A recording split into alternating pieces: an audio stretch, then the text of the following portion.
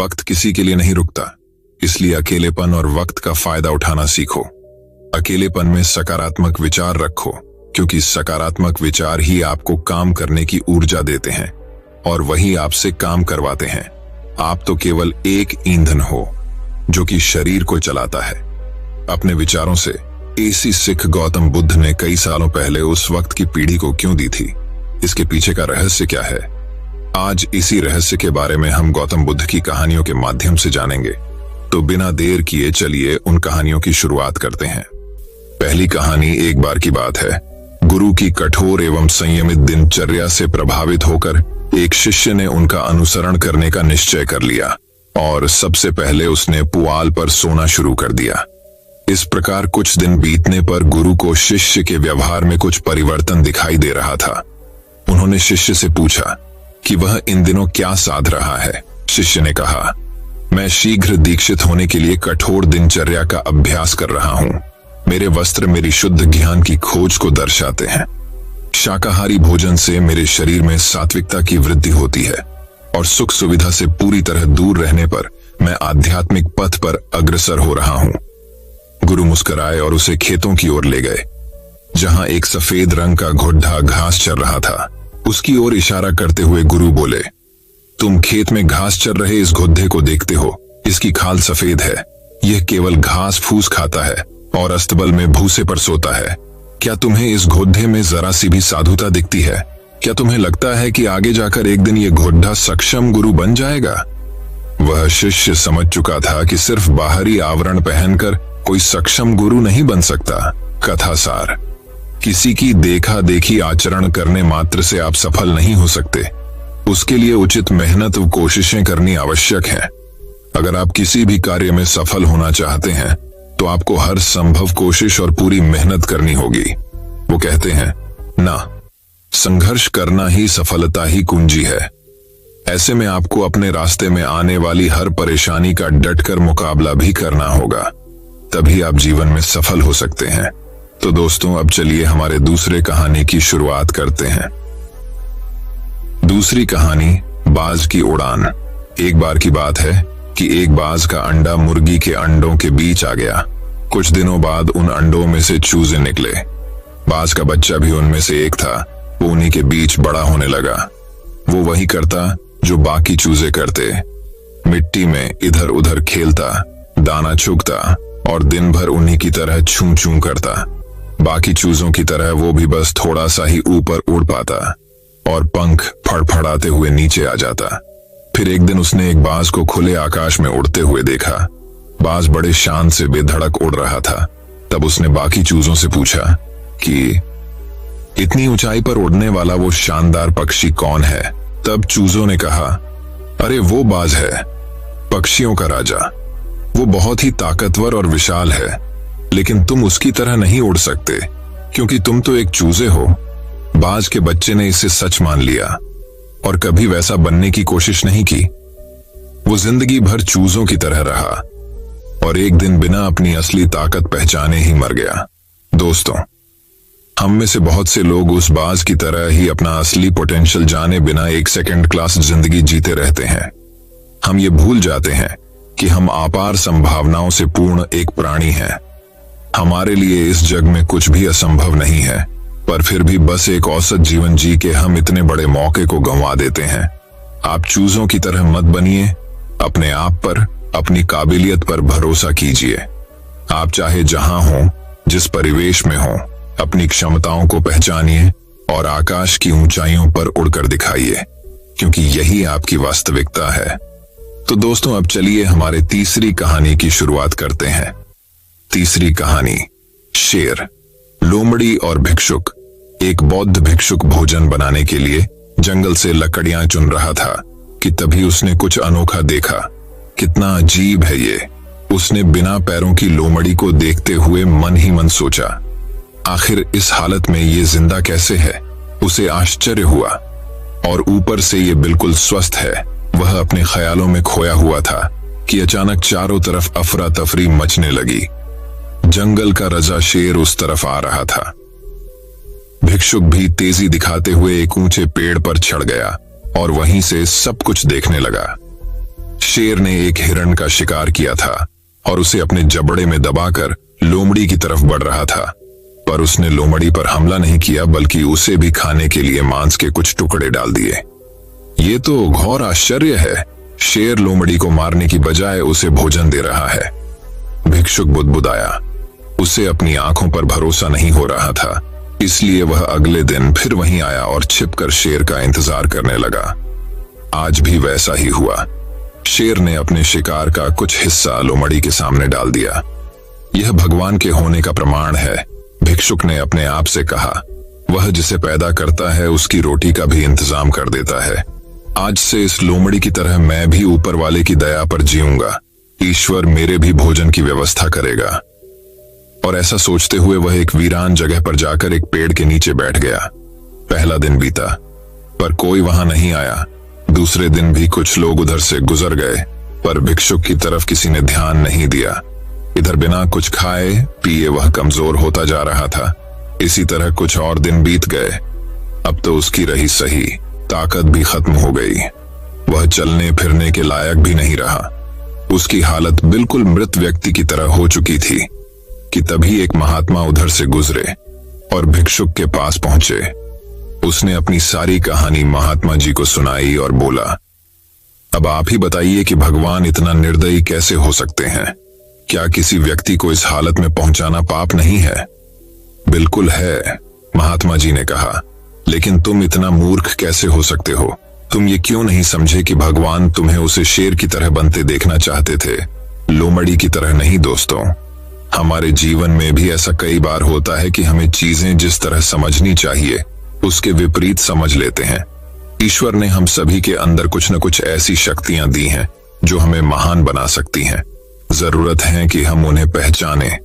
उस भिक्षुक का सौभाग्य था कि उसे उसकी गलती का एहसास कराने के लिए महात्मा जी मिल गए, पर हमें खुद भी चौकन्ना रहना चाहिए कि कहीं हम शेर की जगह लोमड़ी तो नहीं बन रहे हैं।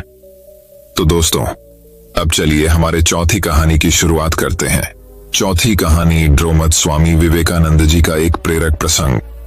स्वामी विवेकानंद बचपन से ही निडर थे। जब वह लगभग 8 साल के थे तभी से अपने एक मित्र के यहाँ खेलने जाया करते थे। उस मित्र के घर में एक चंपक पेड़ लगा हुआ था। वह स्वामी जी का पसंदीदा पेड़ था और उन्हें उस पर लटक कर खेलना बहुत प्रिय था। रोज की तरह एक दिन वह उसी पेड़ को पकड़कर झूल रहे थे कि तभी मित्र के दादाजी उनके पास पहुंचे। उन्हें डर था कि कहीं स्वामी जी उस पर से गिर न जाए या कहीं पेड़ की डाल ही न टूट जाए। इसलिए उन्होंने स्वामी जी को समझाते हुए कहा, नरेंद्र, तुम इस पेड़ से दूर रहो, अब दोबारा इस पर मत चढ़ना। क्यों? नरेंद्र ने पूछा। क्योंकि इस पेड़ पर एक ब्रह्मदैत्य रहता है। वो रात में सफेद कपड़े पहने घूमता है और देखने में बड़ा ही भयानक है, उत्तर आया। नरेंद्र को यह सब सुनकर थोड़ा अचरज हुआ।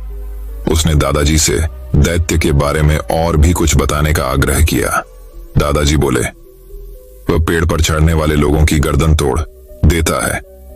नरेंद्र ने यह सब ध्यान से सुना और बिना कुछ कहे आगे बढ़ गया। दादाजी भी मुस्कुराते हुए आगे बढ़ गए। उन्हें लगा कि बच्चा डर गया है, पर जैसे ही वे कुछ आगे बढ़े, नरेंद्र पुनः पेड़ पर चढ़ गया और डाल पर झूलने लगा। यह देख मित्र जोर से चीखा, अरे तुमने दादाजी की बात नहीं सुनी, वो दैत्य तुम्हारी गर्दन तोड़ देगा। बालक नरेंद्र जोर से हंसा और बोला, मित्र डरो मत, तुम भी कितने भोले हो। सिर्फ इसलिए कि किसी ने तुमसे कुछ कहा है उस पर यकीन मत करो, खुद ही सोचो। अगर दादाजी की बात सच होती तो मेरी गर्दन कब की टूट चुकी होती। सचमुच स्वामी विवेकानंद बचपन से ही निडर और तीक्ष्ण बुद्धि के स्वामी थे। तो दोस्तों, अब चलिए हमारे 5वीं कहानी की शुरुआत करते हैं। 5वीं कहानी, काबिलियत की पहचान। किसी जंगल में एक बहुत बड़ा तालाब था। तालाब के पास एक बागीचा था जिसमें अनेक प्रकार के पेड्डी पौधे लगे थे। दूर दूर से लोग वहां आते और बागीचे की तारीफ करते। गुलाब के पेड़ पे लगा पत्ता हर रोज लोगों को आते जाते और फूलों की तारीफ करते देखता। उसे लगता कि हो सकता है एक दिन कोई उसकी भी तारीफ करे। पर जब काफी दिन बीत जाने के बाद भी किसी ने उसकी तारीफ नहीं की तो वो काफी हीन महसूस करने लगा। उसके अंदर तरह तरह के विचार आने लगे। सभी लोग गुलाब और अन्य फूलों की तारीफ करते नहीं थकते, पर मुझे कोई देखता तक नहीं। शायद मेरा जीवन किसी काम का नहीं, कहाँ ये खूबसूरत फूल और कहाँ मैं। और ऐसे विचार सोचकर वो पत्ता काफी उदास रहने लगा। दिन यूं ही बीत रहे थे कि एक दिन जंगल में बद्दी जोर जोर से हवा चलने लगी और देखते देखते उसने आंधी का रूप ले लिया। बागीचे के पेड्ढा पौधे तहस नहस होने लगे। देखते देखते सभी फूल जमीन पर गिरकर निढाल हो गए। पत्ता भी अपनी शाखा से अलग हो गया और उड्ढाते उड्ढाते तालाब में जा गिरा। पत्ते ने देखा कि उससे कुछ ही दूर पर कहीं से एक चींटी हवा के झोंकों की वजह से तालाब में आ गिरी थी और अपनी जान बचाने के लिए संघर्ष कर रही थी। चींटी प्रयास करते करते काफी थक चुकी थी और उसे अपनी मृत्यु तय लग रही थी कि तभी पत्ते ने उसे आवाज दी, घबराओ नहीं, आओ मैं तुम्हारी मदद कर देता हूं। और ऐसा कहते हुए अपनी ऊपर बैठा लिया। आंधी रुकते रुकते पत्ता तालाब के एक छोर पर पहुंच गया। चींटी किनारे पर पहुंचकर बहुत खुश हो गई और बोली, आपने आज मेरी जान बचाकर बहुत बड़ा उपकार किया है। सचमुच आप महान हैं, आपका बहुत बहुत धन्यवाद। ये सुनकर पत्ता भावुक हो गया और बोला, धन्यवाद तो मुझे करना चाहिए, क्योंकि तुम्हारी वजह से आज पहली बार मेरा सामना मेरी काबिलियत से हुआ, जिससे मैं आज तक अनजान था। आज पहली बार मैंने अपने जीवन के मकसद और अपनी ताकत को पहचान पाया हूं। मित्रों, ईश्वर ने हम सभी को अनोखी शक्तियां दी हैं। कई बार हम खुद अपनी काबिलियत से अनजान होते हैं और समय आने पर हमें इसका पता चलता है। हमें इस बात को समझना चाहिए कि किसी एक काम में असफल होने का मतलब हमेशा के लिए अयोग्य होना नहीं है। खुद की काबिलियत को पहचान कर आप वह काम कर सकते हैं जो आज तक किसी ने नहीं किया है। तो दोस्तों, अब चलिए हमारे छठी कहानी की शुरुआत करते हैं। छठी कहानी। एक बार की बात है, एक साधु था जो एक छोटे से गांव में एक छोटे से मठ में रहता था। वह बहुत भाग्यशाली था कि गांव के एक अमीर आदमी ने मठ में उसका साथ दिया। उन्हें कभी भी दुनिया की परवाह नहीं करनी पड़ी। उसका भिक्षा भोजन हमेशा अमीर आदमी द्वारा स्वचालित रूप से उपलब्ध कराया जाता था, इसलिए साधु का मन शांत और शांतिमय था। उसके आराम और दैनिक भोजन को खोने का कोई डर नहीं था। संसार के अधिक सुख सुविधाओं की कोई इच्छा नहीं थी। इसके बजाय वह एक भिक्षु के सही आचरण का अभ्यास करने के लिए स्वतंत्र था। हमेशा अपने दोषों को खत्म करने और केवल अच्छे कर्म करने की कोशिश करता था, लेकिन वह नहीं जानता था कि वह कितना भाग्यशाली था। एक दिन एक बुजुर्ग साधु छोटे से गांव में आए। उन्होंने तब तक सत्य का मार्ग अपनाया जब तक वे पूर्ण और दोष रहित नहीं हो गए। जब गांव के धनी व्यक्ति ने इस अज्ञात साधु को देखा तो वह उसके सौम्य व्यवहार और उसके शांत स्वभाव से बहुत प्रसन्न हुआ। इसलिए उसने उसे अपने घर में आमंत्रित किया।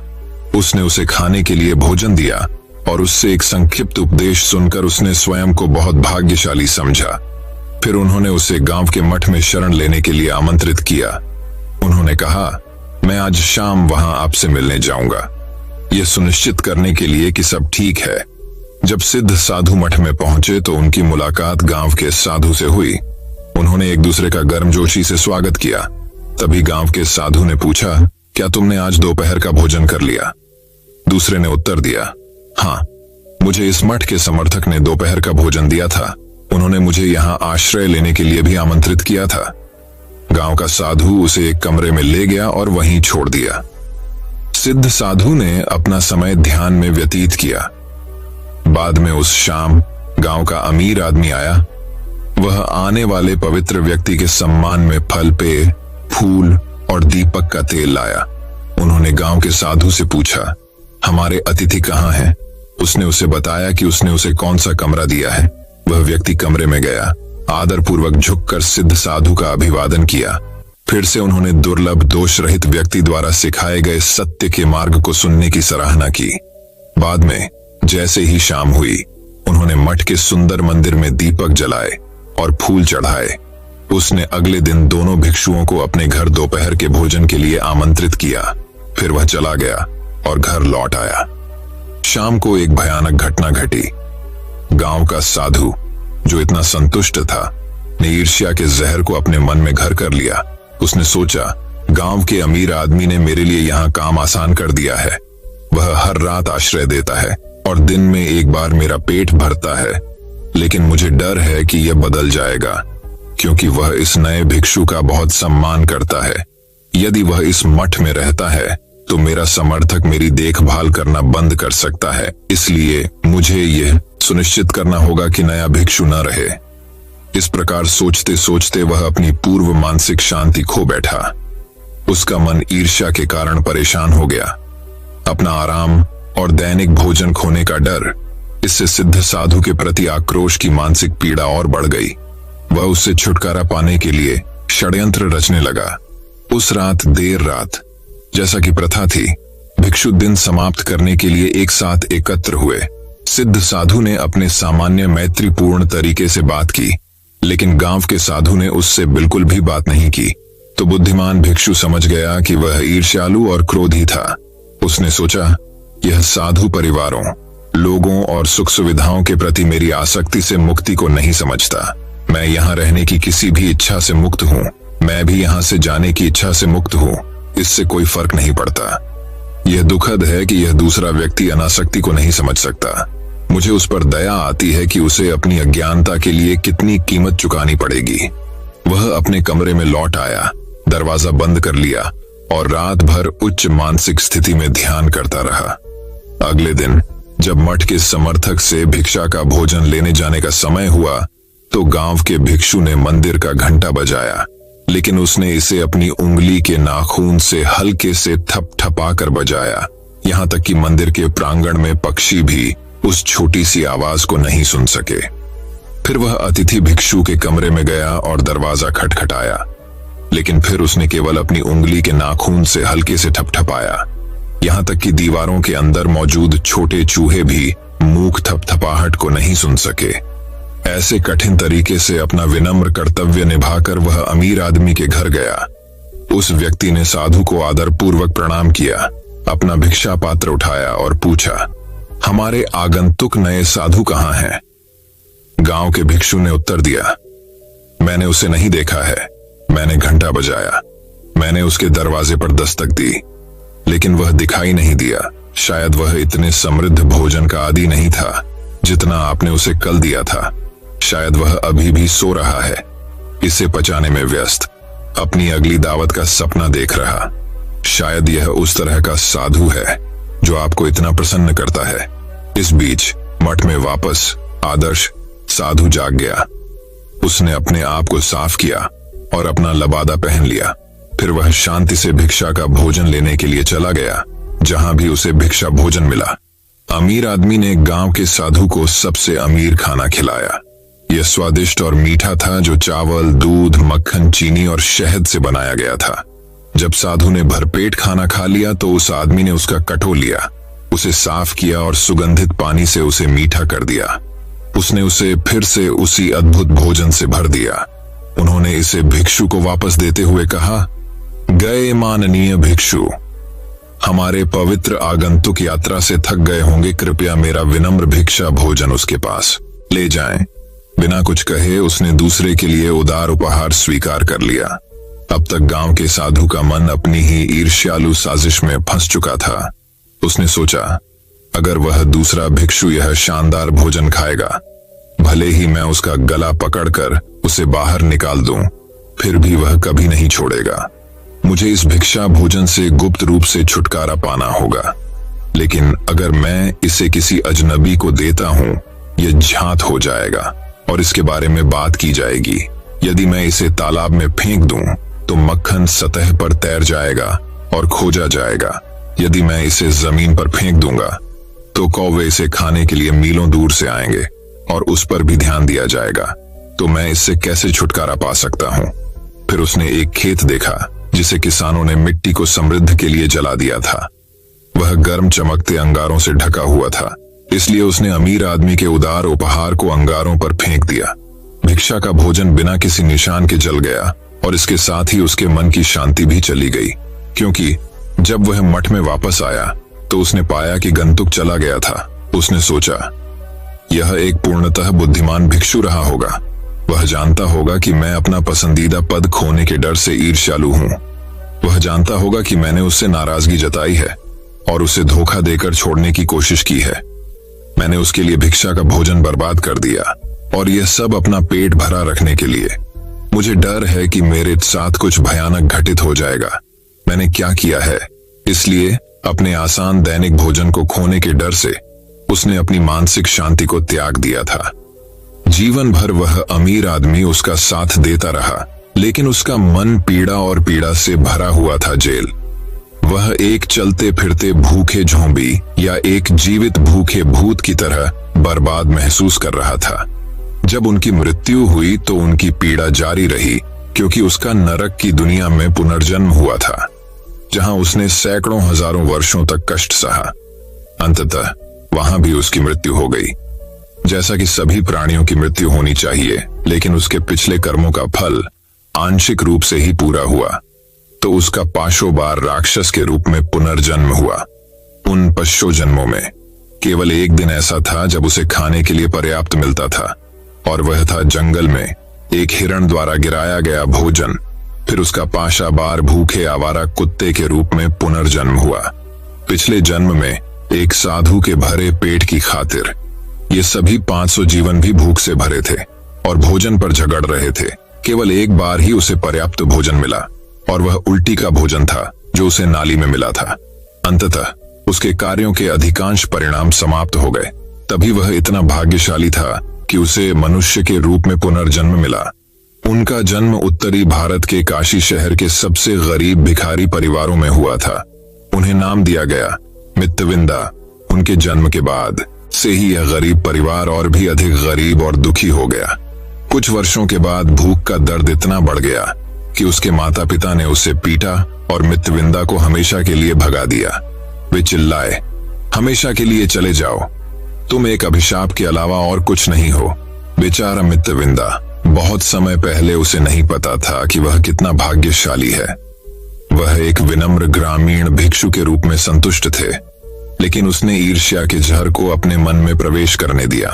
अपना आसान दैनिक भोजन खोने का डर, इससे एक आदर्श भिक्षु के प्रति आक्रोश की आत्म प्रताड़ना हुई, और उसे भिक्षा भोजन के एक पौष्टिक उपहार से वंचित करने की चालाकी हुई, और उसके आराम और दैनिक भोजन की कमी को पूरा करने में 1001 लोगों की जान लग गई। जिस बात का उसे डर था, उसके अपने कार्यों ने उसे पूरा कर दिया। तो दोस्तों, अब चलिए हमारे 7वीं कहानी की शुरुआत करते हैं। 7वीं कहानी दोस्तों बात बहुत समय पहले की है। बहुत समय पहले की बात है। एक गांव में एक किसान रहा करता था। वो बड़े ही परिश्रम से अपने अनाज उगाया करता था और उसे बेचकर अपना गुजारा किया करता था। एक बार वो अपने खेत के लिए पानी के स्रोत की तलाश कर रहा था। तभी उसे अपने पड़ोसी का एक कुआं दिखाई पड़ा। उसने उस पड़ोसी से वो कुआं खरीद लिया, लेकिन वो पड़ोसी बहुत ही चालाक व्यक्ति था। इसलिए अगले दिन जब किसान अपने कुएं से पानी भरने आया तो पड़ोसी ने उसे पानी लेने से मना कर दिया। जब किसान ने इसका कारण पूछा तो पड़ोसी ने उत्तर दिया, मैंने तुम्हें कुआं बेचा था, पानी नहीं। और वो वहां से चला गया। व्याकुल होकर किसान न्याय मांगने के लिए सम्राट के पास गया। उसने अपनी पूरी बात सम्राट के सामने रखी। राजा ने अपने सबसे बुद्धिमान मंत्री माधव को बुलाया। अब माधव ने पड़ोसी से प्रश्न किया, तुम किसान को कुएं से पानी लेने क्यों नहीं देते? आखिर तुमने किसान को कुआं बेच दिया है। इस सवाल पर पड़ोसी ने जवाब दिया, माधव जी, मैंने किसान को कुआं तो बेचा था, लेकिन उसमें जो पानी है वो नहीं। उसे कुएं से पानी निकालने का कोई अधिकार नहीं है। अब माधव ने कुछ समय लिया इस परिस्थिति का हल खोजने के लिए। फिर कुछ समय सोचने के बाद माधव ने कहा, देखो, चूंकि तुमने कुआं बेच दिया है, इसलिए तुम्हें किसान के कुएं में पानी रखने का कोई अधिकार नहीं है। या तो आप किसान को किराया दें या फिर कुएं से पूरा पानी तुरंत हटा लें। यह महसूस करते हुए कि उसकी योजना विफल हो गई, पड़ोसी ने माफी मांगी और घर चला गया। अब उस किसान को उसके हक का कुआं प्राप्त हो गया और उसने माधव का धन्यवाद दिया, उसे सही तरीके से न्याय प्रदान करने के लिए। दोस्तों, ये कहानी हमें ये शिक्षा प्रदान करती है कि किसी को धोखा देने से आपको कुछ नहीं मिल सकता, लेकिन इसका नतीजा आपको जल्द ही भुगतान करना पड़ेगा। तो दोस्तों, अब चलिए हमारे 8वीं कहानी की शुरुआत करते हैं। 8वीं कहानी वही, अब एक और कहानी की शुरुआत कुछ इस प्रकार होती है। दोस्तों, बात बहुत समय पहले की है। एक बार दो भाई जंगल के किनारे रहते थे। बड़ा भाई हमेशा अपने छोटे भाई के प्रति निर्दयी रहता था। अपने छोटे भाई से बड़ा भाई हमेशा सारा भोजन ले लिया करता था और इसके साथ सारे अच्छे कपड़े छीन लिया करता था। लेकिन छोटा भाई दिल का साफ था और अपने बड़े भाइयों को ज्यादा प्यार किया करता था। एक बार बड़ा भाई बाजार में बेचने के लिए जलाऊ लकड़ी की तलाश में जंगल में जाता था। जैसे ही वह जंगल से गुजरा, उसने हर उस पेड़ की शाखाएं काट दी जहां से वह गुजरा। लेकिन एक दिन उसकी नजर एक जादुई पेड़ पर पड़ी। इससे पहले कि वह उस पेड़ की शाखाएं काटता, पेड़ ने उसे रोका और कहा, हे दयालु महोदय, कृपया मेरी शाखाएं छोड़ दीजिए। यदि तुम मुझे छोड़ दो तो मैं तुम्हें सुनहरे सेब प्रदान करूंगा। जैसे ही सोने के सेब की बात हुई, तब बड़ा भाई इस बात से सहमत हो गया। जब उस पेड़ ने उसे सुनहरे सेब दिए, तब उसे पाकर भी वो बड़ा भाई खुश नहीं था। ऐसा इसलिए क्योंकि उसे लगा कि पेड़ से उसे काफी कम सेब दिए हैं। लालच के वशीभूत होकर भाई ने धमकी दी कि यदि उसे और सेब नहीं दिए गए तो वह पूरा पेड़ काट देगा। उसे और सेब देने के बजाय पेड़ ने उस पर सैकड़ों छोटी छोटी सुइयां बरसा दी। सुई के गिरने पर उस बड़े भाई को काफी दर्द महसूस हुआ। भाई दर्द से कराहता हुआ जमीन पर गिर पड़ा। जैसे ही सूरज डूबने लगा, अब छोटे को बड़े भाई की चिंता सताने लगी। जल्द ही छोटा भाई चिंतित हो गया और अपने बड़े भाई की तलाश में निकल पड़ा। उसने तब तक खोजा जब तक उसे उसका बड़ा भाई नहीं मिल गया।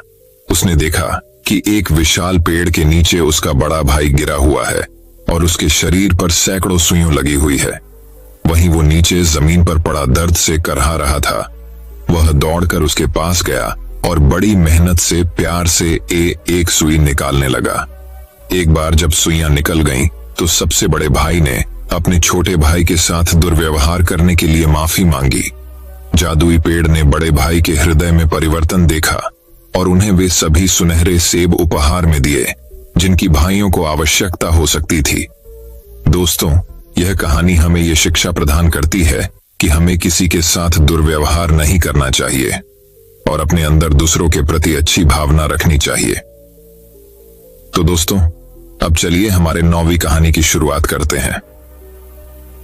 9वीं कहानी। वही अब एक और कहानी की शुरुआत कुछ इस प्रकार होती है। दोस्तों, बात बहुत समय पहले की है। एक उच्च वर्ग का धनी व्यक्ति था। जैसे जैसे वह बड़े होते गया, उसे एहसास हुआ कि बुढ़ापे की पीड़ा अमीर और गरीब दोनों के लिए समान थी।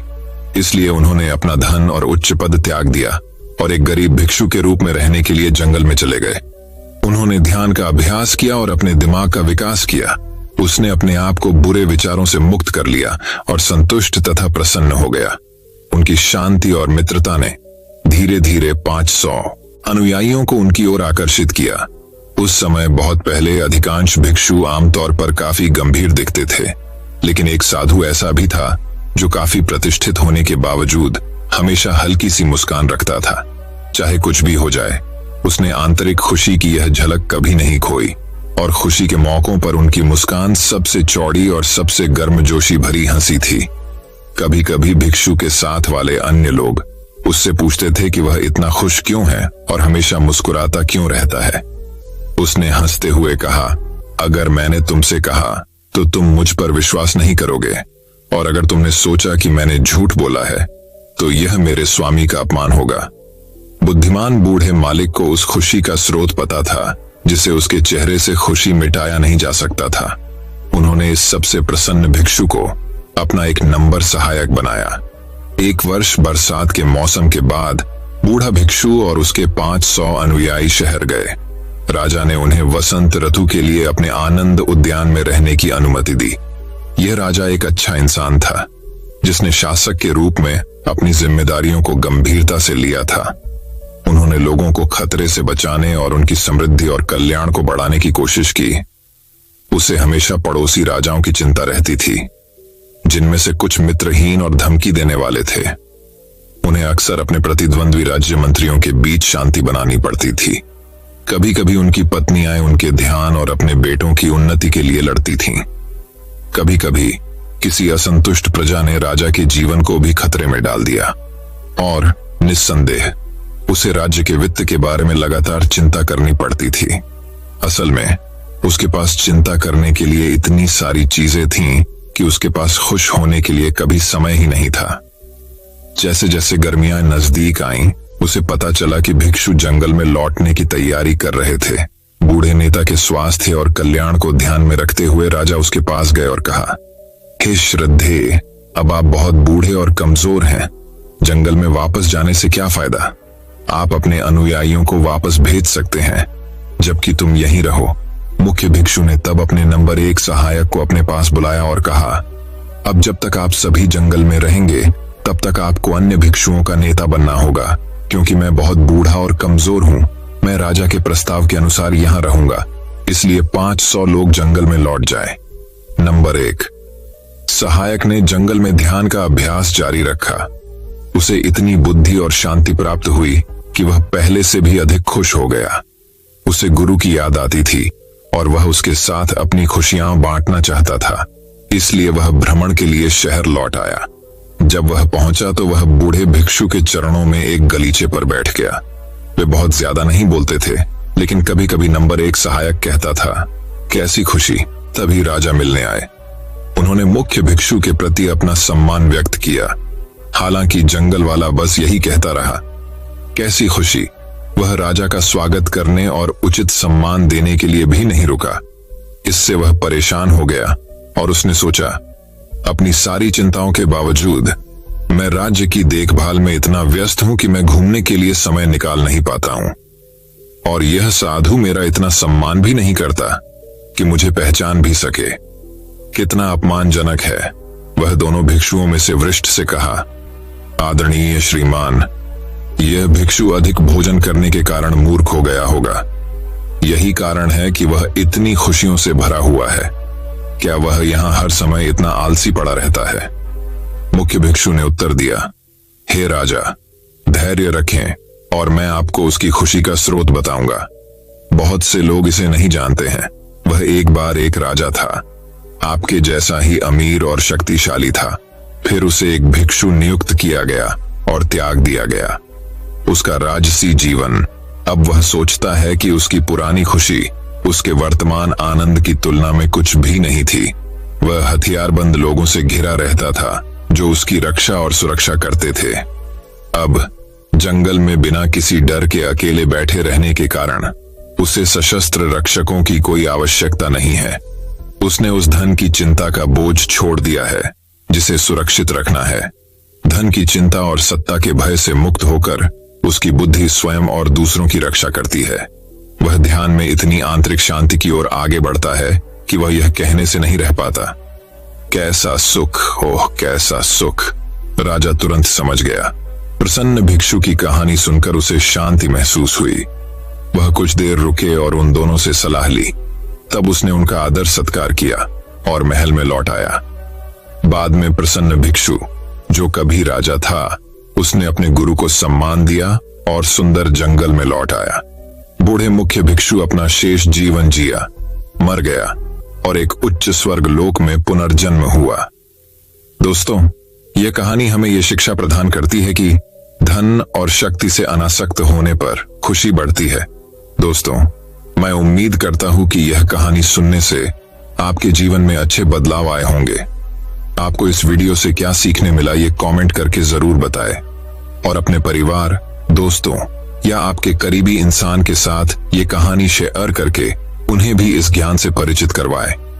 बाकी अगर आपको यह वीडियो दिल से अच्छी लगी हो तभी इस वीडियो को लाइक कर देना, और आपने अब तक इस चैनल को सब्सक्राइब न किया हो तो चैनल को सब्सक्राइब भी जरूर कर देना। आपका हर दिन शुभ हो और खुशियों से आपका जीवन भरा रहे।